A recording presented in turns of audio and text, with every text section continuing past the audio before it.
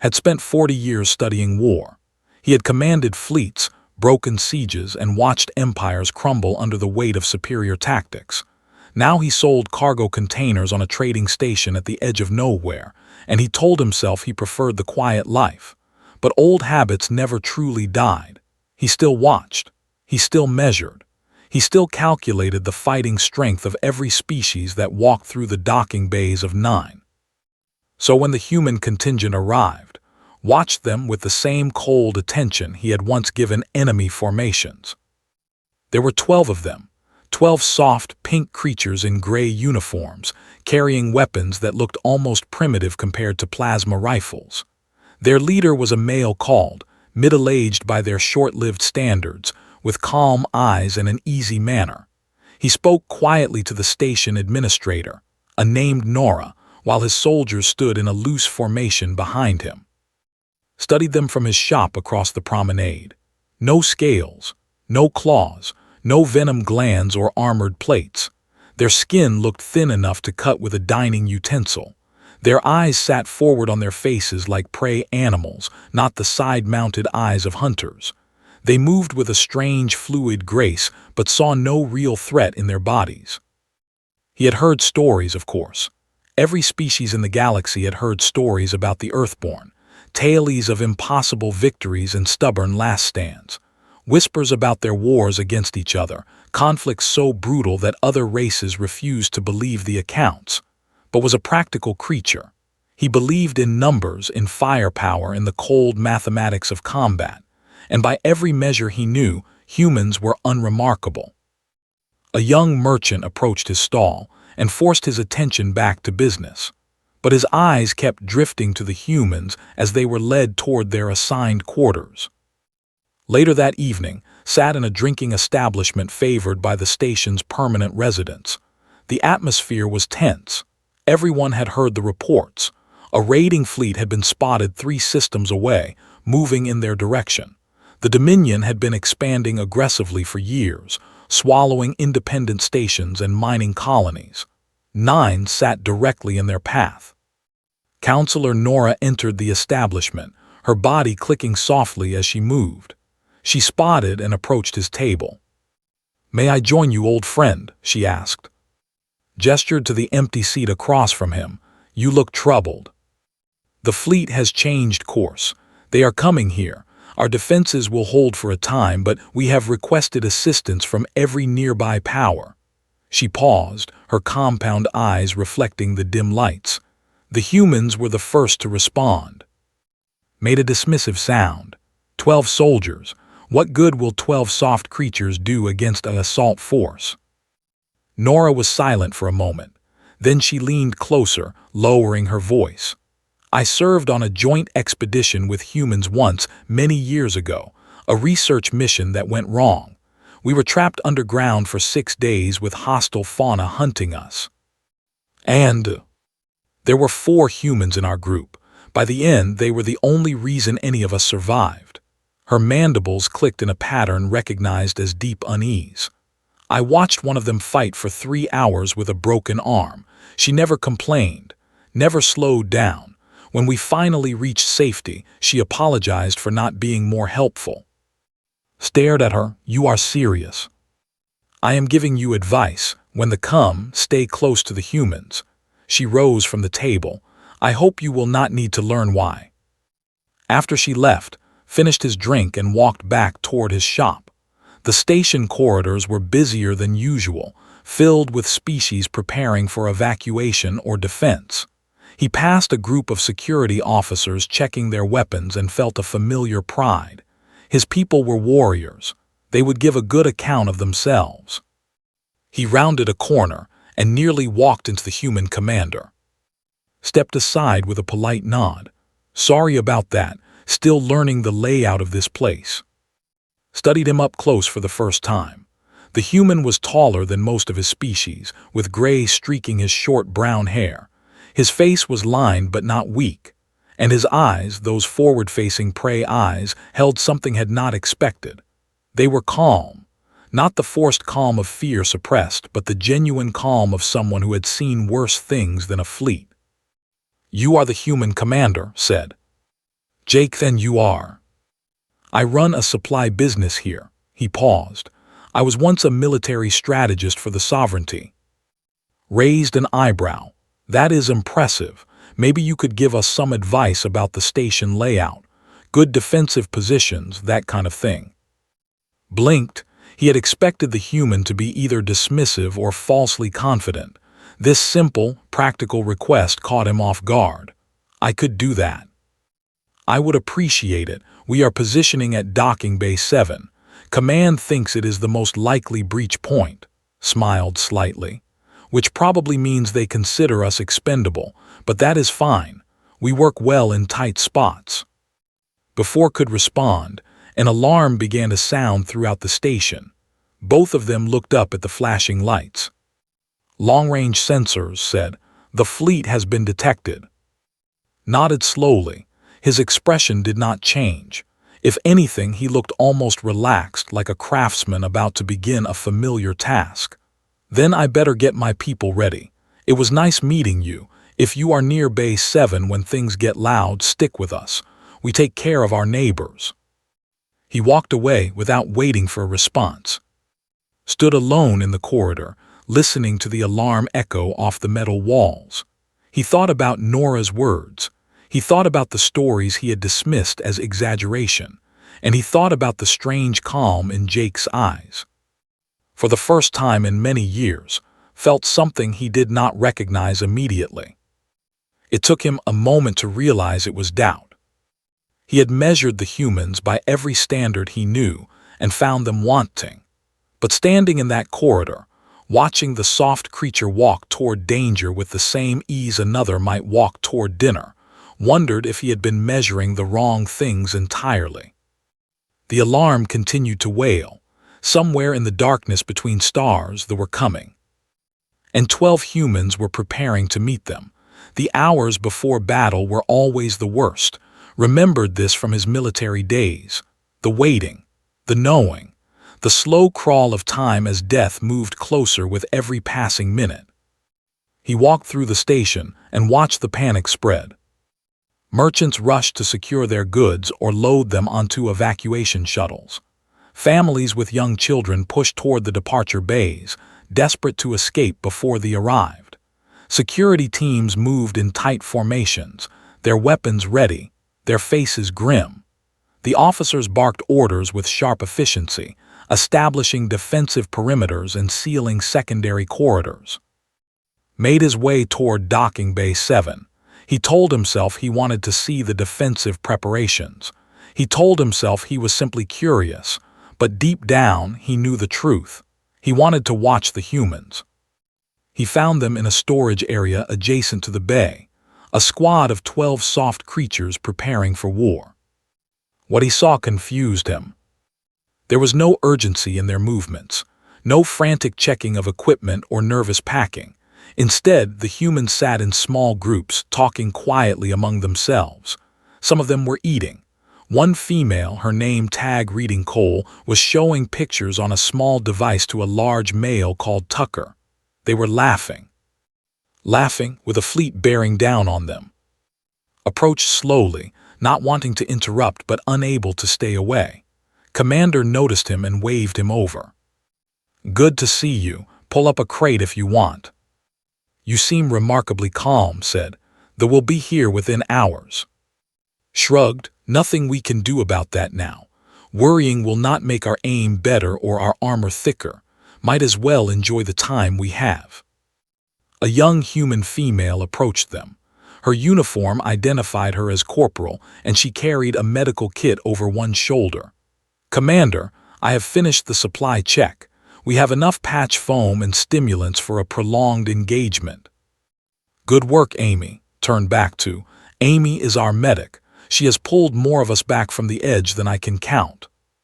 Smiled at, it was a gentle expression, soft and warm. She looked like she should be caring for children, not preparing for combat. "Nice to meet you. Are you joining us for the defense?" "I am merely observing," said quickly. "Well, you are welcome to observe from behind us when the shooting starts." She walked away to check on another squad member. Watched the humans interact. They touched each other constantly. Hands on shoulders, pats on the back, brief embraces. It was strange behavior for warriors facing death. Soldiers maintained strict discipline before battle. They meditated alone, focusing their minds on tactics and survival. They did not waste energy on sentiment. But the humans seemed to draw strength from their closeness. Every touch, every shared laugh, every quiet word exchanged seemed to bind them together. A loud tone echoed through the station. Every species knew what it meant. The commander was broadcasting a message. The humans gathered around a display screen as the transmission began. The who appeared was massive, even by their standards. War leader, according to the identification data. His scales were dark purple, almost black, and his 4 eyes gleamed with cold intelligence. His voice came through the speakers like grinding stone. Attention, creatures of 9. I am War Leader of the Dominion's 7th Fleet. Your station sits in territory now claimed by the... You have one opportunity to surrender. Open your docking bays and disable your weapons. All who comply will be processed for labor assignment. Those who resist will be destroyed. You have 1 hour to decide. The transmission ended. Silence filled the storage area. Felt cold dread settle in his stomach. They were not known for empty threats. Their labor camps were death sentences, but death in battle against them was usually worse. Then Jake laughed. It was not a nervous laugh or a bitter one. It was genuine amusement, as if the war leader had told a moderately funny joke. The sound made scales prickle. Labor assignment said, that is a new one. Usually they just promise to eat us. Sergeant Tucker, the large male, cracked his knuckles. Guess we should feel honored. Absolutely, very progressive of them. Turned to his squad. All right, everyone, you heard the nice. We have 1 hour. I want full gear check, positions assigned, and everyone ready to welcome our guests properly. The humans moved with sudden purpose, but there was still no fear in their movements. They joked with each other as they checked weapons and secured armor. One of them, a male named, began humming a tune while he assembled a large explosive device. Found himself standing beside Lieutenant Cole. She was loading ammunition into a rifle with practiced ease. You do not seem afraid, he said. She glanced at him. I am terrified, we all are, but fear is just information. It tells you something dangerous is coming. What you do with that information is what matters. And what do you do with it? Cole smiled. It was not a gentle smile like, it was sharp and fierce. We use it. Fear makes you faster, stronger, more alert. The trick is not letting it control you. She finished loading and looked directly at him. They think fear makes prey freeze. They have never fought humans. Fear makes us fight harder. Approached them. Lieutenant, I want you coordinating fire teams. Keep Tucker and on the front line with me. Stays back until we need her forward. Understood, sir. The commander turned to. Last chance to find somewhere safer. Thought about it. He thought about his comfortable shop, his quiet retirement, his carefully preserved distance from violence. Then he thought about Nora's words and the calm certainty in his eyes. I will stay nearby, said, for observation purposes. Nodded as if this was expected. There is a maintenance alcove with good sight lines about 30 meters back from our position. You can see everything from there. You planned for me to watch. I planned for every possibility. Extended his hand in the human gesture of respect. Whatever happens, thank you for the tactical briefing earlier. The information about the ventilation systems might save lives. Hesitated, then gripped the human's hand briefly. The skin was warm and soft, but the grip was strong. The station's lights flickered. Somewhere in the outer sections, the first ships were beginning their approach. Here we go, said quietly. He turned to his squad and raised his voice. All right, everyone. Time to show these why Earth has never been invaded. Let us make them regret coming here. The humans cheered. Not a formal battle cry, but a raw sound of defiance and unity. retreated to his observation point, his heart's beating fast. The soft ones were about to face the storm, and despite everything he believed about warfare and survival, found himself hoping they would prove him wrong about them. The explosion tore through the docking bay doors like paper. Pressed himself against the wall of the maintenance alcove, his heart's pounding as debris flew past the opening. The station shook with the impact, lights flickering overhead. Emergency alarms screamed through the corridors, mixing with the distant sounds of weapons fire from other sections. Through the smoke and chaos, he could see the breach, a massive hole in the station's outer wall, edges still glowing from the shaped charges that had created it. And through that hole came They poured in like a dark tide.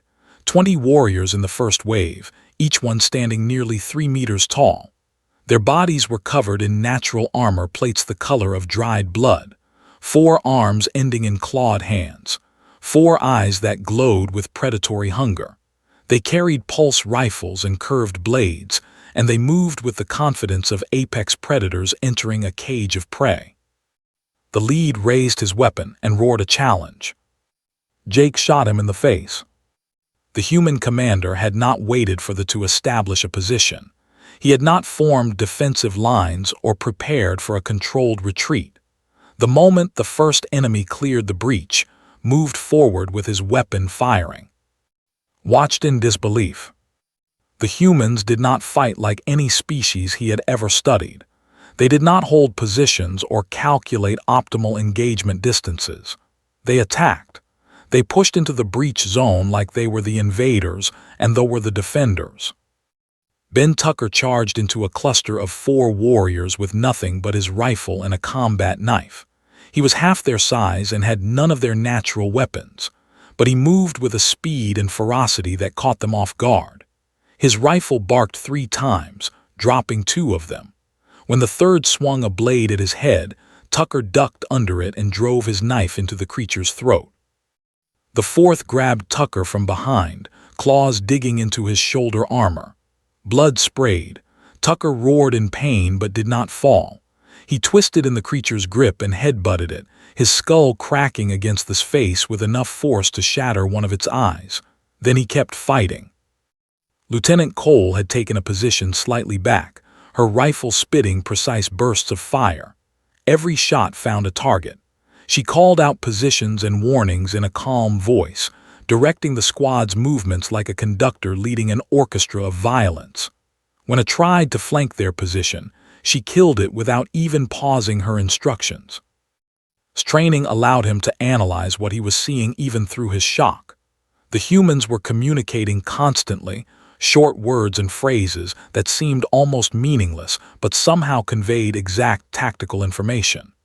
They moved as a single unit, each one aware of where the others were, each one covering gaps and supporting attacks without needing to be told. But it was more than coordination. It was something had no word for. A blade caught Sargent across the arm, cutting deep into flesh. Saw the wound clearly. It should have disabled the human, sent him into shock or at least forced a retreat. Instead, grabbed this weapon arm with his injured hand, holding the creature in place while he shot it 3 times in the chest with his other hand. Then he kept fighting, blood running down his arm, face twisted with pain but still fighting. Another human went down, hit by pulse fire. Corporal sprinted to his side, completely ignoring the combat around her. She dragged the wounded soldier behind cover, already pulling medical supplies from her kit. Her hands moved with incredible speed, patching wounds and injecting stimulants. Less than a minute later, the wounded human was back on his feet, returning to the fight. They had stopped their advance. 20 elite warriors facing 12 humans, and they had stopped. Understood why. They were predators. They understood prey. Prey ran. Prey froze. Prey fought only when cornered and then surrendered when wounded. These humans did none of those things. They attacked without hesitation, absorbed injuries without stopping, and showed no sign of breaking no matter what they threw at them. They were not facing prey. They were facing something else entirely. moved through the combat like he had done this 1,000 times before. He fought with a rifle in one hand and a pistol in the other, switching between them based on range and target. When it got too close, he simply struck it with the butt of his rifle and shot it while it staggered. He took hits. Saw him take hits that should have slowed him down, but just kept moving, kept fighting, kept pushing forward. The last of the first wave tried to retreat back through the breach. Tucker caught it before it could escape. What followed was brutal and quick. Then there was silence. 20 lay dead or dying on the deck. 12 humans stood among them, breathing hard, covered in blood both red and purple. They immediately began reloading weapons, checking injuries, preparing for what came next. Realized he had stopped breathing, he forced himself to inhale. Walked through his squad, checking on each member. His voice was calm, almost gentle. "Good work, Tucker, get that shoulder patched. Amy, how is?" "He will live. The armor took most of it." "Good." Looked toward the breach. The glow of approaching engines was visible through the gap. More were coming, many more. "All right. Round 2, same as before. We do not give them room to breathe. We do not let them establish a foothold. We make them pay for every meter." The humans formed up again. Some of them were limping. All of them were wounded in some way. None of them retreated. Sergeant, his arm crudely bandaged and still bleeding, checked his explosive charges. "How many do you think are coming?" "Sensors showed at least 50 in the second wave," Cole answered, "plus combat drones." "Good." Tucker rolled his injured shoulder and winced. "I was getting bored." The humans left. They actually left. Pressed his back against the alcove wall and tried to understand what he was witnessing. These creatures were not natural warriors. They had no claws, no armor, no venom. By every measure of biology and evolution, they should have been prey. But watching them prepare to face a force 4 times their size, wounded and tired and completely surrounded, finally understood what Nora had tried to tell him. The humans were not dangerous because of what they were. They were dangerous because of what they refused to be. The second wave hit the breach, and the humans moved forward to meet them. And former military strategist of the sovereignty did something he had never done in 40 years of studying warfare. He stopped analyzing and simply watched in awe. The battle for 9 had spread beyond Docking Bay 7. Could hear weapons fire echoing from multiple sections of the station. The had breached in at least 4 locations, and the station's defenders were being pushed back on every front. Except here. The humans had held the bay through 2 assault waves, leaving the deck covered with dead. But the cost was showing. Every human carried wounds now. Their armor was cracked and burned. Their ammunition was running low, and still they refused to fall back. Commander made a decision that everything understood about tactics. "We are splitting up," announced. "The station's central corridors are collapsing. If we stay here, we are protecting a position that no longer matters. Tucker, take 3 and hold Junction Alpha. Cole, take 3 and secure the medical bay. The rest are with me. We are pushing toward the command center." Emerged from his alcove before he could stop himself. "That is suicide. You will be spread too thin. That will overwhelm you in detail." Looked at him with those calm, knowing eyes. "Maybe, but if we stay bunched up, they will just go around us. Right now, people are dying in other sections because no one is there to help them. We can cover more ground this way." "You will die." "Everyone dies eventually," checked his rifle, "coming with us." Did not remember making the decision, but somehow he found himself following and 3 other humans into the station's central corridors. The journey was a nightmare. Every intersection brought new dangers. Patrols moved through the station, hunting survivors. Combat drones swept overhead, their weapons seeking targets. Bodies lay in the corridors, alien and alike. And the humans kept moving. They encountered a group of station civilians trapped in a cargo bay, surrounded by hunters. Without hesitation, led the charge to rescue them. 4 humans against 8. It should have been a slaughter. It was, just not the slaughter they expected. Corporal broke from cover during the fight to drag a wounded child to safety. She took a pulse blast to her leg in the process, watched her fall, certain she was finished. Instead, pulled herself behind a container, cut open her own wound to remove the burned tissue, packed it with medical foam, and injected herself with stimulants. 2 minutes later, she was back in the fight, limping but still deadly. Found himself fighting beside the humans. Had pressed a weapon into his hands without comment, and somehow the old strategist had become a soldier again. He fired at shapes, took cover when shouted at, and tried to stay out of the way of the humans' coordinated movements. A young security officer joined them at the next junction. His unit had been wiped out, and he had been hiding in a maintenance shaft. He looked at the humans with the same awe that felt. "They fight like demons," the young officer whispered. "I watched 3 of them hold a corridor against 20 for 10 minutes. They did not retreat. They did not break. When we finally got reinforcements there, all 3 were wounded so badly they could not stand. They had to be carried out, and they were apologizing for not holding longer." Overheard, Cooper, and "They are tough. They will be fine." He said it with complete confidence, as if grievous wounds were minor inconveniences. They pushed deeper into the station. The fighting grew more intense. Resistance stiffened as they approached the command center. And then they encountered War Leader. The Massive stood in the main corridor leading to command, surrounded by his elite guard. 20 of the largest, most heavily armed had ever seen. 4 eyes fixed on the small group of humans with something like curiosity. "So these are the Earthborn," said. His voice echoed off the metal walls.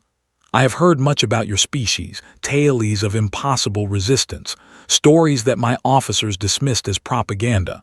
He stepped forward, his guard moving with him. "Now I see the truth. You are small, soft, fragile. Whatever victories you have won were accidents of fortune." Did not respond with words. He simply raised his rifle. "Wait," continued, amused. "You would attack us. 5 wounded creatures against my elite guard. This is not courage, this is stupidity." "Maybe," said, "but we have a saying on Earth. Stupid and brave look exactly the same until you see the results." He opened fire. The fight that followed was the most brutal thing had ever witnessed. The humans threw themselves at the elite with complete disregard for their own survival. They used every weapon, every tool, every ounce of strength they possessed. Ben Tucker had joined them from Junction Alpha, his original mission apparently complete. He fought with no weapon at all at one point, having exhausted his ammunition. Watched him kill a lieutenant with his bare hands, breaking the creature's neck with a move that should have been impossible for a being his size. Kept the humans alive, moving through the combat to patch wounds and drag the fallen back from the edge of death. She took more injuries. She ignored them. When I tried to stop her from reaching a wounded comrade, she killed it with a medical tool and kept moving. Fought like a man possessed. He led from the front, taking hits that staggered him, absorbing damage that should have killed him. His armor was more holes than protection by the end, but he never stopped advancing. Watched his elite guard fall one by one. His amusement faded. His confidence cracked. Saw something in the war leader's eyes that he had never expected to see in a fear. "What are you?" demanded, backing away as the last of his guards fell. "You should be dead, all of you should be dead. What are you?" Limped toward him, rifle raised. Blood dripped from a dozen wounds. His face was pale from blood loss, but his eyes still held that terrible calm. "We are humans," he said simply, "and we do not know when to quit." Ran. The war leader of the 7th Fleet, conqueror of 100 stations, terror of 3 sectors, turned and fled from 5 wounded humans and 1 old merchant. His voice broadcast across all channels, ordering a full retreat. Slumped against a wall, his body shaking. Around him, the humans were checking each other's wounds, calling for medical support, securing the corridor. They moved like the battle was just another task to be completed. "You are insane," said, "all of you, completely insane." Sat down beside him, wincing as his wounds reminded him they existed. Probably, but it worked. How do you do this? How do you keep fighting when everything says you should stop?" Was quiet for a moment. Then he looked at his squad, his people, his family. "Because stopping means letting them down, and that is worse than dying." The station's alarms began to fade as the retreat became a rout, and sat in the bloody corridor, surrounded by impossible humans, finally understanding why the galaxy trembled. The fleet was gone. Stood at a viewport and watched the last of their ships disappear into the darkness between stars. They had come to conquer.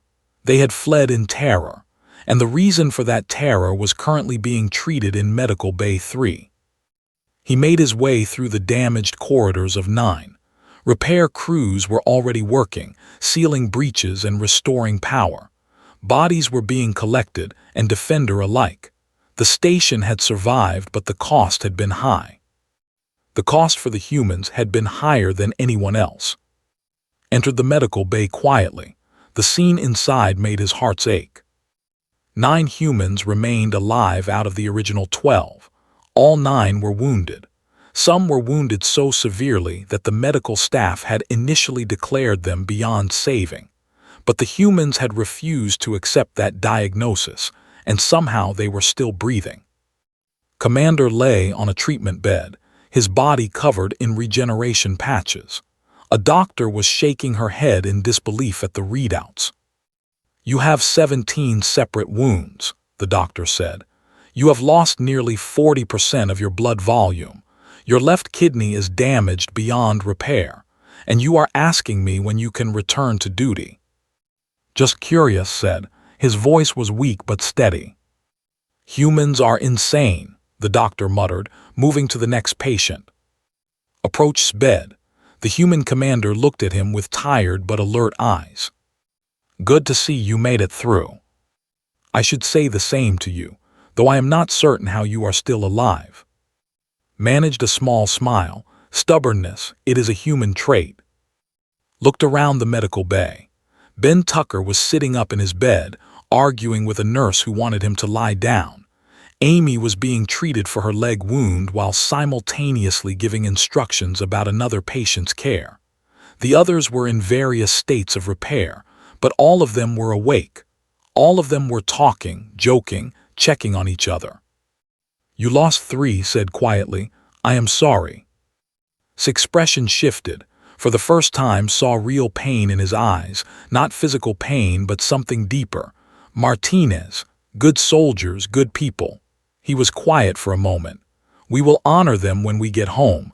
Their families will know they died protecting others." "Does that help, knowing why they died?" "Sometimes, not always." Looked at his surviving squad. "But it matters. Meaning matters. If they had died for nothing, that would be unbearable. But they died holding a position that let civilians escape. They died giving us time to regroup. They died fighting, not running. That means something." Sat down on a nearby chair. His body ached. His mind was exhausted, but he needed to understand. "I have studied war for 40 years, he said. "I have analyzed hundreds of species and their combat capabilities. By every measure I know, humans should not be able to do what you did. You are physically weaker than most species. You have no natural weapons. Your bodies are fragile compared to the—" "All true. And yet you won. You faced superior numbers, superior firepower, and you won. Not through technology or tactics, but through something else. Something I do not have a word for. Considered this. We call it a lot of things, will, heart, grit, but I think the real answer is simpler." He gestured at his wounded squad. "We fight for each other, not for territory or resources or glory, for the person next to us. When you fight for something bigger than yourself, you find strength you did not know you had." Thought about this. Soldiers were loyal to their nation, their commanders, their duty, but the bond he had seen among the humans was different. It was personal, intimate. They did not fight for abstract concepts. They fought for each other's lives. Other species calculate risk and reward, said slowly. We weigh the cost of continuing against the cost of retreat. When the mathematics favor withdrawal, we withdraw. We do not do math in the middle of a fight. We just know that if we stop, someone we love might die. Eyes drifted closed for a moment, then opened again. Though they fight to dominate, they retreat when the cost becomes too high because victory is a transaction to them. They could not understand why we kept coming no matter how much they hurt us. Because to you, it is not a transaction. No, it is personal, every single time. A nurse came by to adjust his medications, used the interruption to gather his thoughts. When the nurse left, he spoke again. I am going to write a report for the military archives about what I witnessed here. What will you tell them? Looked at the wounded humans, these soft, fragile creatures who had broken a war leader's spirit. I will tell them the truth, that humans are not the strongest species in the galaxy, not the fastest, not the most advanced, but they possess something that cannot be measured or analyzed. They possess a refusal to accept defeat. Other species fight until the cost becomes unbearable. Humans do not recognize that threshold. They simply keep fighting until they win or they die. Smiled, that is about right. I will tell them that the galaxy does not fear humans because of what they can do. The galaxy fears them because of what they will endure. Any species can be dangerous when they have advantages. Humans are dangerous when they have nothing left but each other. You understand us pretty well for someone who just met us. I watched you closely, stood, his old joints protesting. And I will tell them one more thing, that if they ever face humans in battle, they should remember what happened here. 12 soft creatures held against hundreds, and though the conquerors, the predators, the terror of 3 sectors, they ran away. He moved toward the door, then stopped and looked back. Commander, thank you, for letting me watch, for giving me a weapon when I needed one, for showing me that everything I thought I knew about war was incomplete. Nodded, you are welcome, and thank you for standing with us. Not many would have. Left the medical bay and walked slowly through the recovering station. Around him, life was returning to normal. Merchants were reopening shops. Families were emerging from shelters. The threat had passed and the universe continued. But knew something had changed. Not just for him, but for everyone who had witnessed the battle. Stories would spread. Reports would be filed. And across the galaxy, species who had dismissed humans as unremarkable would begin to wonder. He returned to his shop and sat behind the counter. His was waiting, blank and ready for his report. Began to write. He wrote about the soft creatures with no claws and no armor. He wrote about their impossible resilience and their unbreakable bonds. He wrote about a species that evolution had shaped as prey, but that had somehow become the most terrifying predators in the galaxy. And in his final line, he wrote the truth that would echo through military doctrine for generations. The Earthborn do not fight like other species. They do not calculate odds or measure costs. They fight with everything they have for everyone they love until they can no longer stand, and even then they crawl. This is why the galaxy trembles. This is why we should be grateful they prefer peace. And this is why, if you are ever foolish enough to threaten what they love, you should pray for a quick death. Because the humans will not stop. They never stop.